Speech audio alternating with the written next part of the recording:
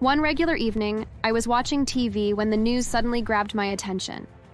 They showed a video of a recent burglary in the city, and to my surprise, the person in the video was none other than Mike, someone I used to know well.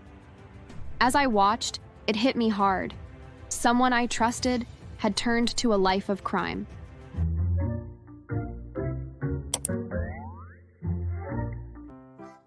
Hi, I'm Betty.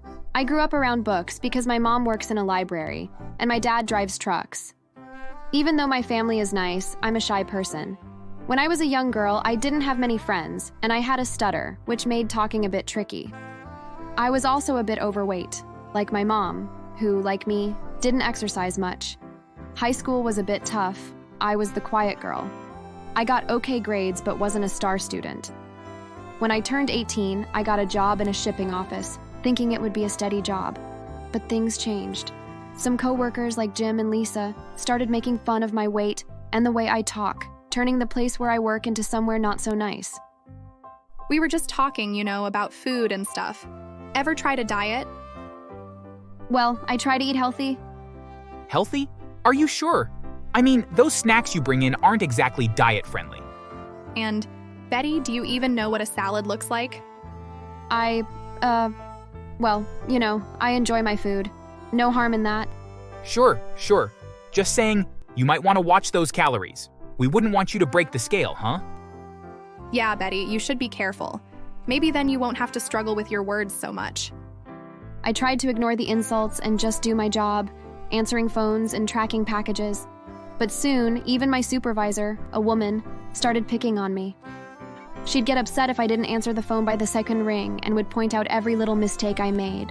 What made it worse is that she would yell at me in front of the other employees, and I said nothing and turned red instead.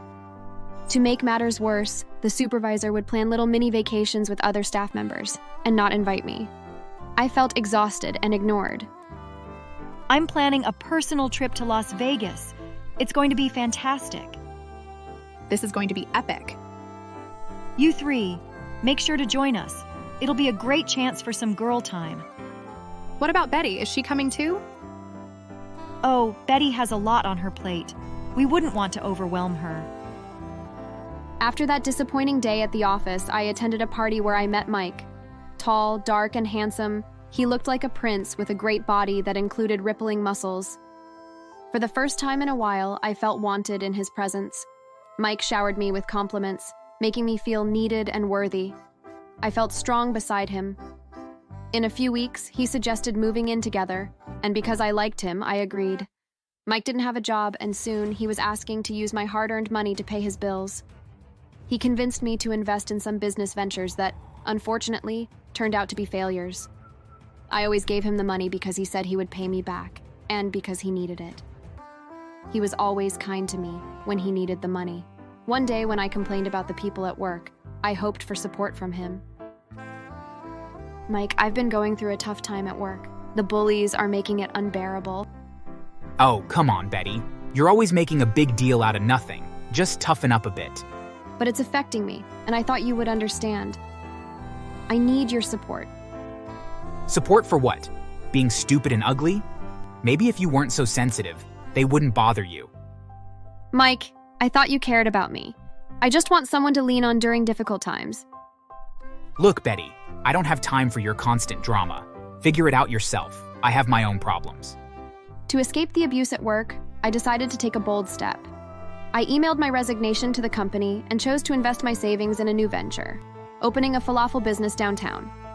Mike, someone I thought I could trust, convinced me that he had the experience to make it a success. Excited for a fresh start, we worked on fixing and beautifying the restaurant for about a month before the grand opening. Once the restaurant opened, the reality set in. Mike, who was at first excited, realized that running a business required a lot of effort. He was never around and stayed home to sleep or party. When he did come to the restaurant, he started flirting with the hired staff, creating an uncomfortable atmosphere. After 2 months of Mike not being around and considering the costs of running the business alone, I came to the painful decision to shut it down. There was no use lying to myself that I had found myself in a terrible situation, a failed business, and a boyfriend with a wandering eye. Broke and in financial trouble, I moved back home to live in my parents' house. I also tried my best to stay away from Mike, but it was difficult. He began to treat me like a bank machine again. Hey baby, I hate to ask, but I'm struggling with rent this month. Can you help me out? Mike, things have been tough for me too, especially after the restaurant closed. I can't spare much. Come on, baby. You know I'd do the same for you. Just a little help and I'll make it up to you, I promise. I want to help, but I need to be careful with my own money right now. Please, baby, I'm desperate. I wouldn't ask if I had any other option. Okay, Mike, but just this once. Don't let it become a habit. Not too long later, Mike left to visit his parents in Europe. Unemployed and needing a new career, I decided to make some changes in my life. I went back to school to learn about accounting. It was a free government program which also offered a practicum experience, so I felt happy. I also started working out at the gym to feel better. In just 3 months, I lost weight. I looked and felt healthier. I also decided to hang out with my friends more often, and we ended up heading out to dances where my new confidence attracted lots of interest in the opposite sex. After 9 months, I finished my accounting program and got a good job at a bank. I was proud of what I achieved. At the school, I even met a mature student who also liked me for who I was. We started dating, and after a few weeks, I moved into his place. One day, I heard from my sister that Mike was back. I immediately changed my phone number and blocked him on Facebook. Because he borrowed lots of money from me and never paid me back, I decided to stay away and never go back to him. One regular evening, I was watching TV when the news suddenly grabbed my attention. They showed a video of a recent burglary in the city, and to my surprise, the person in the video was none other than Mike, someone I used to know well. As I watched, it hit me hard. Someone I trusted had turned to a life of crime. The news explained that this wasn't an isolated incident, but part of a series of burglaries happening in our city. Feeling a mix of shock and responsibility, I faced a tough decision. Despite our shared history, I knew I had to do the right thing. I contacted the police and told them that I could help them bring Mike in since I knew him. As it turned out, they were having a hard time catching him and needed some assistance. So I unblocked Mike and messaged him saying that I had heard that he was back in town and that I was doing well and wanted to meet with him to have dinner at a very expensive restaurant. I knew that if I included that, it would be my treat, that he would be unable to resist the free meal. Sure enough, within a few minutes, he messaged me back, saying that he couldn't wait to meet with me. Once I had the time and place scheduled, I told the police that he would be there, and then we waited. I then put on my best dress and waited at the restaurant for him. He did arrive late, but that didn't matter since the second that he stepped foot into the restaurant, the police swarmed him and arrested him. The judge that was later assigned to Mike's case felt no pity for him and sentenced him prison for 16 years, which was less than what he actually deserved. While out shopping, I also ran into a friendly person from my old job where I faced bullying a few years ago. She told me that my supervisor was fired due to financial issues, and all the top management at the company was also let go. The supervisor was stealing from the company and the head office called the police. I felt relieved that I had left that company because I was uncomfortable and overlooked.